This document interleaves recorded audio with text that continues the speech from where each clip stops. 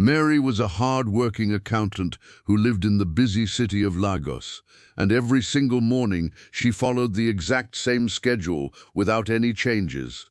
She would wake up early to prepare her meals and then walk down to the main road where the taxi park was located near her apartment.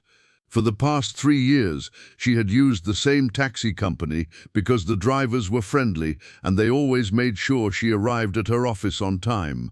The drivers all knew her name and would often save a front seat for her because she was one of their most loyal customers.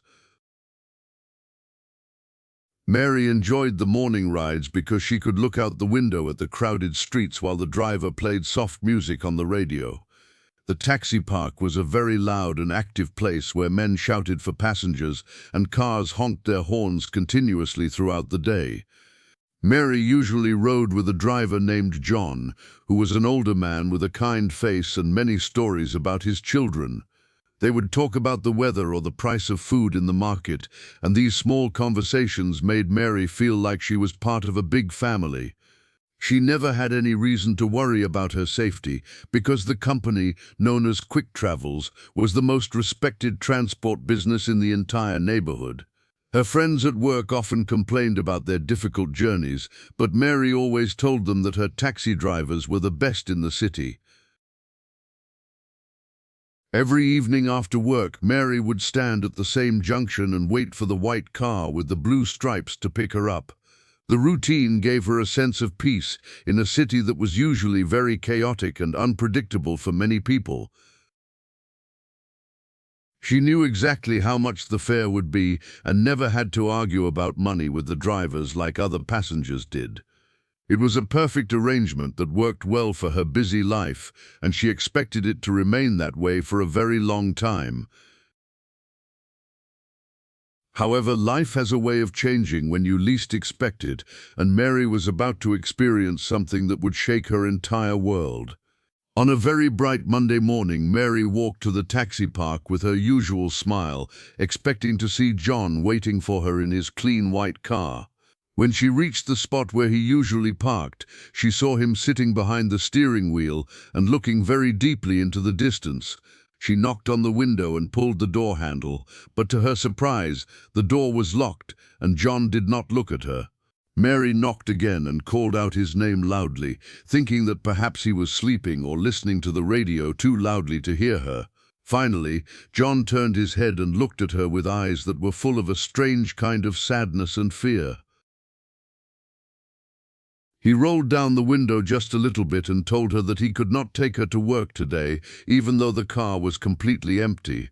Mary was very confused because there were no other passengers waiting, and John usually loved to have her in the car for the long trip. She asked him if the car was broken or if he was feeling sick, but he only shook his head and refused to give her a proper answer. He told her to find another taxi, and then he quickly drove away before she could ask any more questions about his strange behavior. Mary stood on the sidewalk feeling very hurt because she thought they were friends and she did not understand why he was acting so coldly toward her. She decided to wait for the next taxi from the same company, thinking that John was just having a bad day or dealing with a personal problem. When the next car arrived, the driver was a young man named Samuel, who had always been very polite to her in the past. As Mary stepped forward to enter the car, Samuel saw her and immediately started to shake his head while looking down at his steering wheel. He did not even let her speak before he told her that his car was fully booked for the entire day. Mary knew this was a lie because she could see that the back seats were empty and no one else was standing nearby. By Wednesday morning, the situation had become even more mysterious, and Mary was starting to feel very frustrated with the whole company. Every single driver she approached gave her a different excuse, but they all had the same look of fear in their eyes when they saw her coming. Some told her that their tires were bad, while others claimed they were going in the opposite direction, even though they were parked in the lane for her route. Mary began to wonder if she had done something to offend the drivers, or if there was a secret plan to stop serving her. She felt like an outcast in a place where she had once felt so welcomed and respected by everyone. She tried to talk to the other passengers to see if they were experiencing the same thing, but everyone else was entering the taxis without any problems at all. It seemed that the drivers were only refusing her, and this realization made her feel very lonely and worried about her reputation. She spent her lunch break at work thinking about the drivers' faces and how they seemed to be hiding a very big secret from her. Mary even checked her clothes and her hair in the mirror to see if there was something wrong with her appearance that was scaring people away.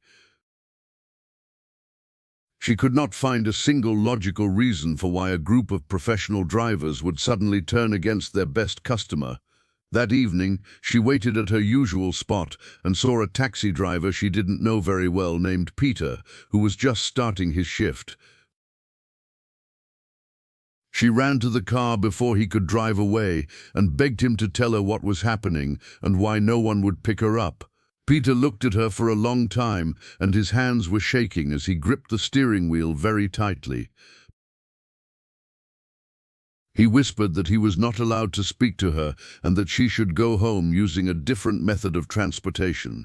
Before she could grab his arm to stop him, he stepped on the gas and disappeared into the thick Lagos traffic, leaving her standing alone in the dust.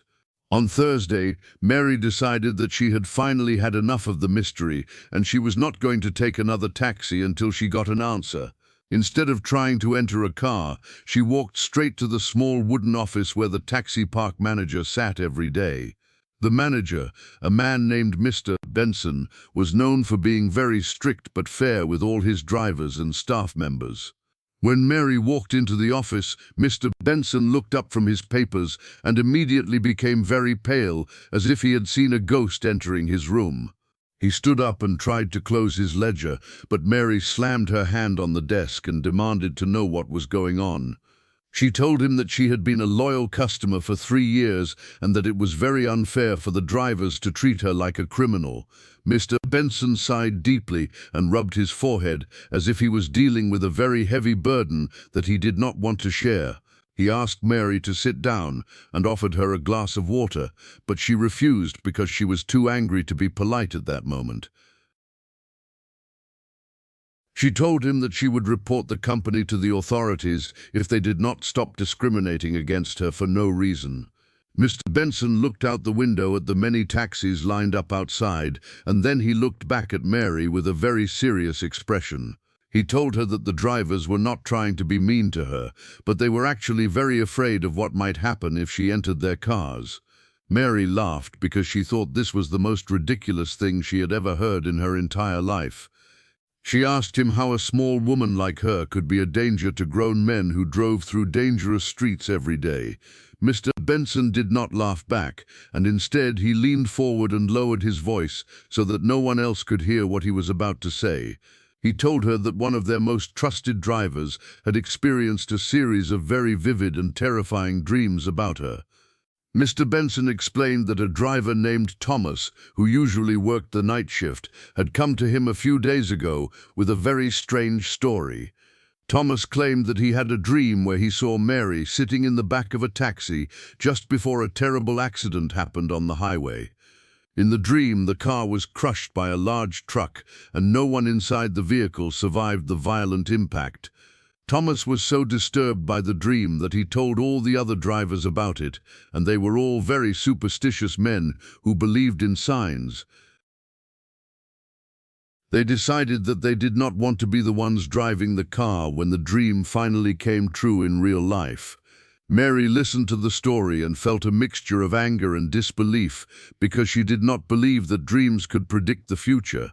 She told Mr. Benson that they were all acting like children and that it was wrong to base a business decision on a nightmare.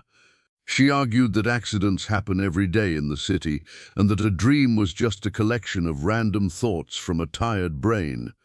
Mr. Benson nodded his head because he also thought the drivers were being a bit extreme, but he could not force them to take a passenger they were afraid of.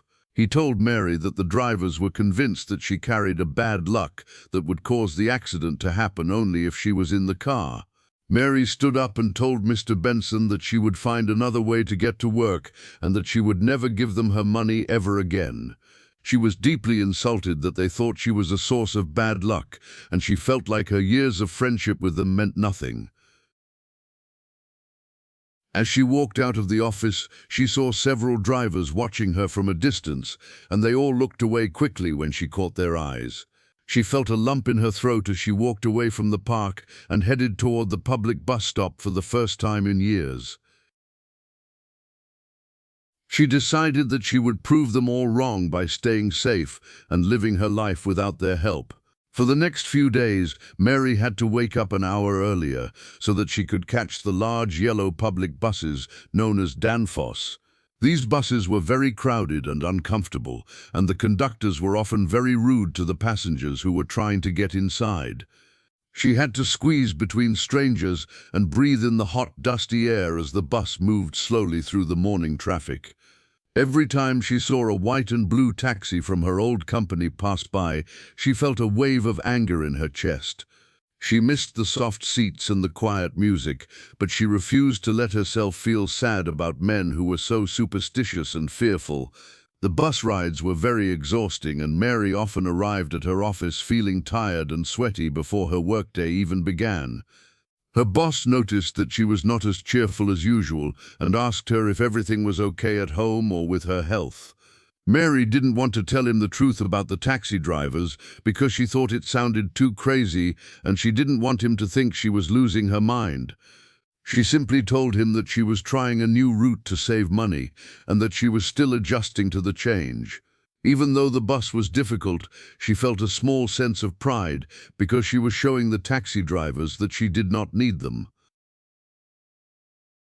During these rides, Mary often thought about Thomas, the driver who had the dream, and she wondered why he would say such a thing about her.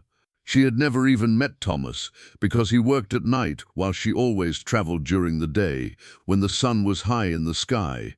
It seemed very strange that a man who did not know her would have such a specific and violent dream about her death. She tried to convince herself that Thomas was just a troubled man who liked to cause drama for no reason at all. However, a small part of her felt uneasy every time the bus went over a bridge or turned a sharp corner at a high speed. A full week passed, and Mary started to get used to the loud noise and the rough movement of the public buses. She stopped looking for the white and blue taxis and focused on her book or her phone while she traveled to the bank. The anger she felt toward the drivers began to fade away and was replaced by a feeling of disappointment that their long relationship had ended so poorly. She still felt that they were wrong to believe in dreams, but she was tired of carrying the stress of the situation in her heart every day. She began to think that maybe the whole thing was just a strange coincidence that would eventually be forgotten by everyone involved. At the taxi park, the drivers continued their work as usual, but there was a strange tension in the air whenever Mary's name was mentioned in the break room. Some of the drivers felt guilty for turning her away, but the fear of the accident was much stronger than their sense of loyalty. Thomas had been very descriptive about the blood and the twisted metal he saw in his sleep, and the images were stuck in their minds. They watched the news every night to see if any accidents were reported on the route that Mary usually took to her office. It was as if the entire company was waiting for something terrible to happen, even though they hoped that their actions had prevented it. Mary's friends at the bank finally stopped asking her why she was taking the bus because she seemed so firm in her decision to change her lifestyle. She had even started to save a little bit of money because the bus fare was much cheaper than the private taxi service she had used for years. On Friday morning, Mary felt a strange sense of calm as she boarded the bus and found a seat near the back window. The weather was very cloudy and it looked like it was going to rain, which usually made the traffic in Lagos much worse than usual. She closed her eyes and tried to take a short nap while the driver fought his way through the sea of cars. On Friday evening, Mary returned home feeling very exhausted from a long week of work and the difficult commute in the rain. She turned on her television to watch the local news while she prepared a simple dinner of rice and stew in her small kitchen. As she was stirring the pot, the news anchor announced a breaking story about a horrific accident that had just happened on the main highway. Mary stopped what she was doing and walked closer to the television because the location mentioned was the exact route she used to take every day. Her heart began to beat very fast as the camera showed a scene of absolute destruction and chaos on the wet road.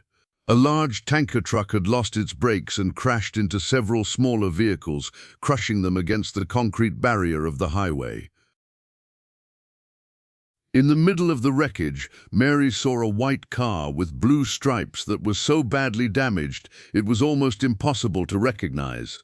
The news reporter stated that the taxi had been carrying several passengers and that the driver was in critical condition at the hospital. When the camera zoomed in on the car, Mary felt the blood drain from her face and she had to sit down on the floor to keep from fainting. It was the exact taxi that usually picked her up at that specific time every Friday afternoon. She realized that if she had been in that car, she would have been sitting in the very spot that was now completely flattened by the truck. The driver's refusal to take her had actually saved her life, even though she had been so angry and mean to them for an entire week. She felt a wave of guilt wash over her as she remembered the harsh words she had said to Mr. Benson in his office. The dream that she had mocked and laughed at had turned out to be a very real and accurate warning of a disaster. She spent the rest of the night crying and praying for the driver and the passengers who were involved in the terrible crash. The next morning, Mary did not go to work, but instead she walked down to the taxi park with a very heavy heart and a spirit full of humility. When she arrived, the park was very quiet, and many of the drivers were standing in small groups, talking in low voices about the accident. When they saw Mary approaching, they did not look away this time, but instead they looked at her with a sense of wonder and relief. She walked straight to Mr. Benson's office and found him sitting at his desk with his head in his hands, looking older than he had just a few days ago. He looked up and saw her, and for a moment, neither of them could find the right words to say to each other. Mary apologized for her behavior and thanked him for listening to the warning and protecting her from a fate she did not see coming. Mr. Benson told her that the driver who was injured was Samuel, the young man who had lied to her about his car being full on Tuesday. He said that Samuel was still alive, but the doctors were worried about his legs because the engine had crushed them during the impact. Mary felt a deep sadness for Samuel and promised to visit him at the hospital and help with his medical bills as a way of showing her gratitude. She then asked if she could finally meet Thomas, the man whose dream had changed everything for her. Mr. Benson hesitated for a moment and then told her that Thomas was currently in the back room, resting before his night shift began. He led her through a small hallway to a dimly lit room where a tall, thin man was sitting on a wooden bench. Thomas looked like a very ordinary person, but there was a calmness about him that made Mary feel like he was someone who saw things others could not. When he saw Mary, he smiled a very tired smile and told her that he was very happy to see that she was alive and well. Mary sat down beside him and asked him how he could have known about the accident before it happened. Thomas explained that he had always had very strange dreams since he was a small boy, but he usually kept them to himself because people thought he was crazy. He told Mary that he did not choose to see these things, but they simply came to him like a movie playing in his head while he slept. He said that he saw her face very clearly in the dream, and he knew that he had to do something to stop her from entering the taxis that week. Mary was confused because she reminded him that they had never met before and she had never used his night taxi service. She asked him how he could have recognized her face if she was a complete stranger to him until this very moment. Thomas pointed to the wall of the main office where several photographs were pinned to a large corkboard for everyone to see. Mary looked and saw a small photo of herself that had been taken during a company party that the taxi park had hosted for their best clients last year. Thomas said that he saw that photo every night when he came to pick up his keys, and her face had stayed in his memory without him even realizing it. He said that in the dream, her face was covered in glass and she was reaching out for help, but no one could get to her in time. It was this specific image that had made him so desperate to warn the other drivers to stay away from her. Mary felt a shiver run down her spine as she realized how close she had come to death and how a simple photo had saved her. She thanked Thomas over and over again, but he simply told her that he was just a messenger and that she was meant to live for a reason. He also told her that there was one more detail about the dream that he had not told anyone else because he didn't think they would believe him.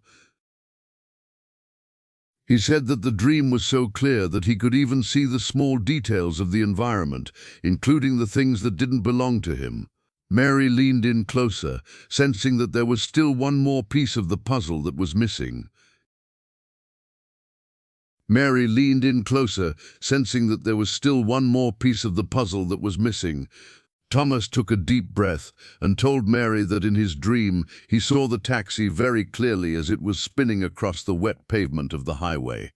He said that he was able to read the license plate of the car, and it was a number that he did not recognize from any of the cars he usually drove. He wrote the number down on a piece of paper and handed it to Mary, who looked at it and felt her heart stop for the second time that weekend. The number on the paper was AJL 402, which was the exact license plate of the taxi that had crashed in the news report she saw on Friday.